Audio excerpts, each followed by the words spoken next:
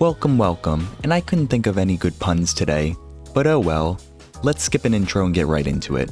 But with that shameless sense of humor out of the way, I start off by making this monstrosity of a function web in order to make what simply looks like a brick circle, which it is. And after spending way too much time modeling the brick wall, it's time to create the monster, which for today's project I was thinking would be a creepy and scary, wrinkly looking upper limb poking its metaphorical head out of the water. I downloaded a model of a hand, to which I shaped and connected a simple cylinder to act as our arm. As mentioned, an important part of any scary creature is wrinkles, so I'll use some digital clay shapers to add a little bit more wrinkle action to the main character of this piece. And what would a creepy well be without some splintered posts? So I imported a reference of a well with some posts to get the general shape, then used the same clay shapers and added some wrinkles, splinters, to the wood. This will give them a more weathered, worn down look that would be typical if there's been an age-old monster cozied up within the well. It always seems to amaze me how detailed these 3D prints come out, but without further ado, it's some crunch time.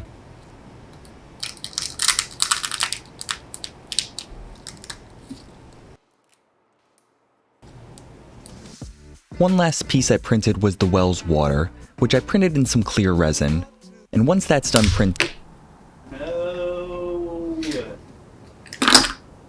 As I was saying, I printed this with clear 3D resin, but apparently it was a bit structurally unsound and shattered as I was taking it off the printer. Thankfully, the pieces all broke nice and cleanly, meaning this was nothing a craftsman's best friend couldn't mend back together. After gluing my digits and all the pieces back together, the water is properly shapen with some noticeable deformities which will become less noticeable after a little bit of TLC and a coat of alcohol ink paint. Thinking ahead for once in my life, I modeled this hole in the middle of the water, which not so coincidentally fits perfectly to house the arm of our metacarpal friend to make it appear as if he's reaching out of the water from underneath. I'll then add a few drops of blue, green, and black to my palette, and give the water a good wash over of each to give the water a multifaceted appearance of this semi-translucent, murky color. Now that the water's all wet, it's time to paint the good. I'll start off by giving the entire well a base coat of gray, getting into all the nooks and crannies, to later make it appear that the bricks are jutting out of some gray cement.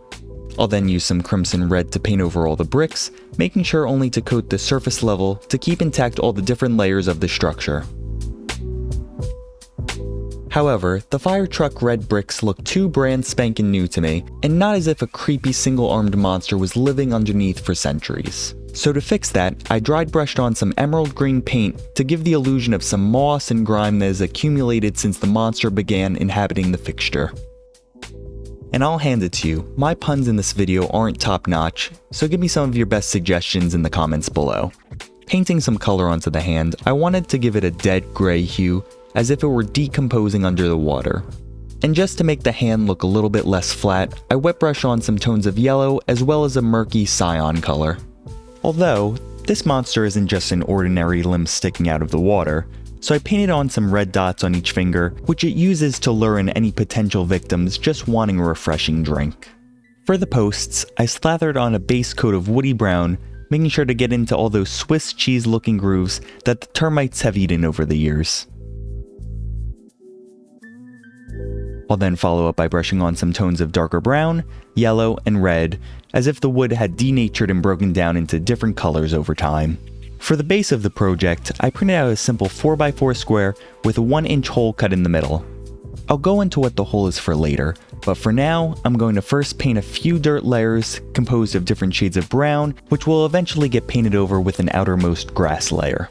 After a few layers of grassy green have been painted, I'll go ahead and dirty up the base with some brown before proceeding to visualize where everything will be placed prior to the final gluage.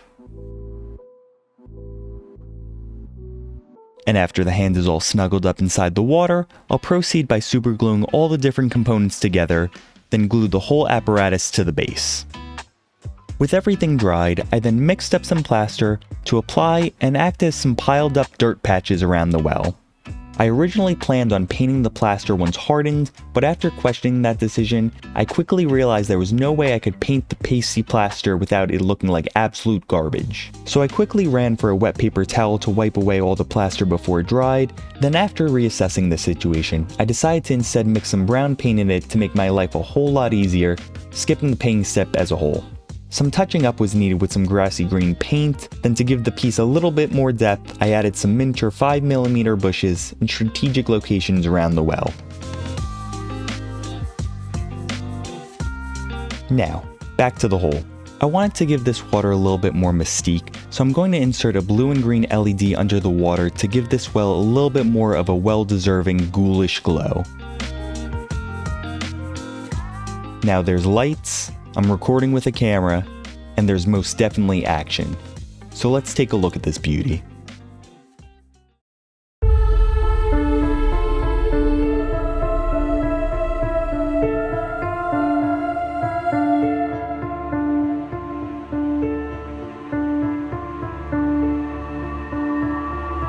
As always, let me know in the comments what you want to see be made in a future project. I'm really enjoying making these mini dioramas, so let me know what you're interested in. I'll see you next time, and until then, have a beautiful week.